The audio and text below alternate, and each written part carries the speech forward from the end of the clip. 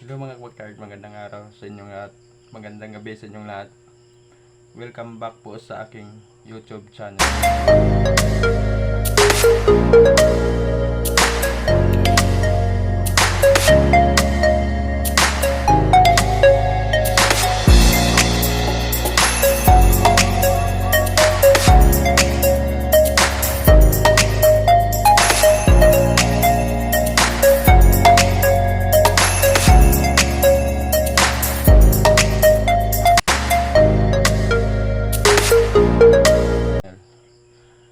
Today's vlog kabakyard ay nandito po ako sa bahay at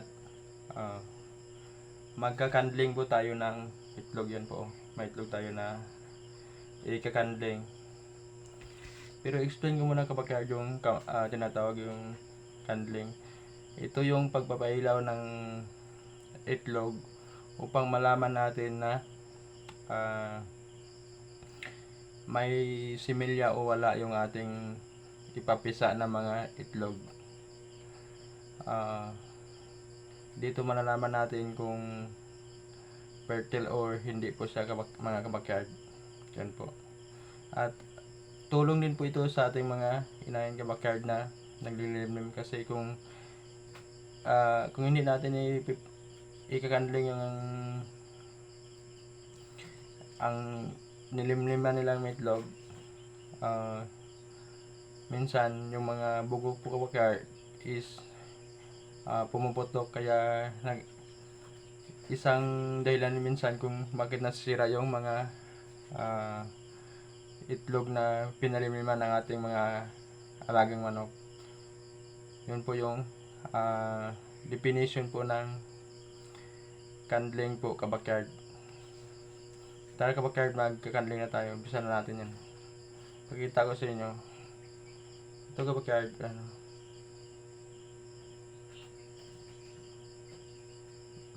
malalaman natin kabakyard kung bugok siya kasi wala siyang mga ugat-ugat. Yun po yung palatandaan na bugok yung isang itlog, kung walang ugat-ugat. Yan po. Dito kabakyard, makikita nyo may mga ugat-ugat siya, yung kulay pula. Makikita nyo sa yan po. Ito'y patunay na fertile yung isang itlog. Yan. Bugok. Po ito? Fertile po ito kabakyard, kaya mapipisap ito. Dito naman kabakyard. Ito parang itlog kabakyard is anak po ito ng Milesius Black natin. Yung nang itlog doon sa sa labas po kabakyard, kaya pinakandling natin para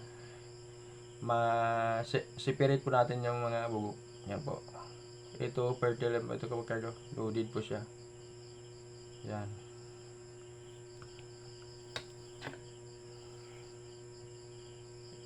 Ito fertile yung kabakyard yan. Yun po, kasi may siya, may mga ugat-ugat siya. Kulay yan. Medyo malabo kabakyard kasi hindi nyo makita, pero dito kita ko may mga ugat-ugat siya, kulay pula. Yan po, fertile.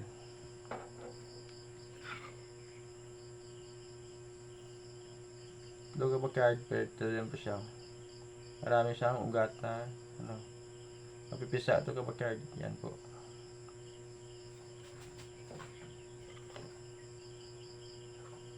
Ito fertile din po kabakyard. Yan. Kasi makita mo talaga na fertile kasi may mga ugat-ugat siya. Kulay pula. Yan.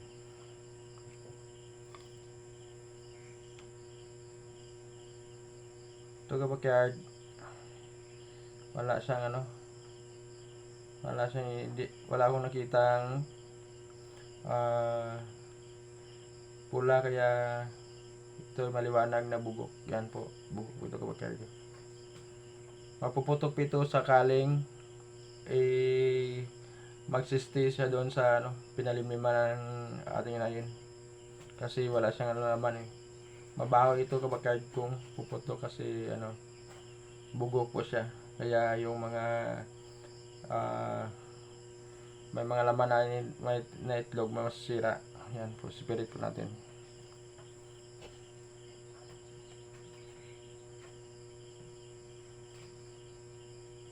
Dito naman kabakyard may laman po to. Yan. Yan.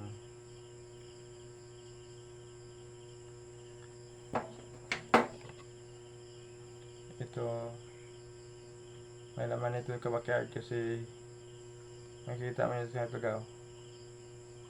May gumagalaw siya. Yan, malaki.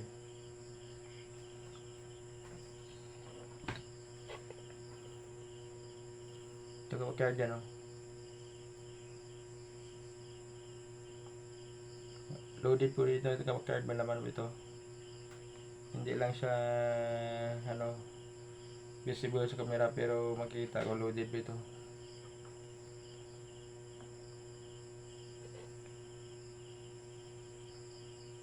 Ito kabakyard, loaded po ito din. Yan. Mapipisap ito kabakyard.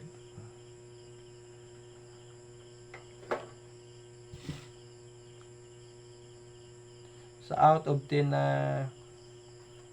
kabakyard na pinakandling natin ngayong gabi, yung bukok ay isa lang po. Yun po. Kaya magpapisa tayo ng siyam na piraso kabakyard. Kaya yung bugok nito ihiwalay na natin. Ibili natin baon sa lupa para iwas putok at hindi rin makakain ng mga aso kabakyard. Yun po lang yung update dito sa aking backyard kabakyard dito sa aking bahay. Salamat po sa nag-subscribe, nag-like, nag-follow, nag-comments. Maraming salamat po sa inyong suporta kabakyard. God bless po.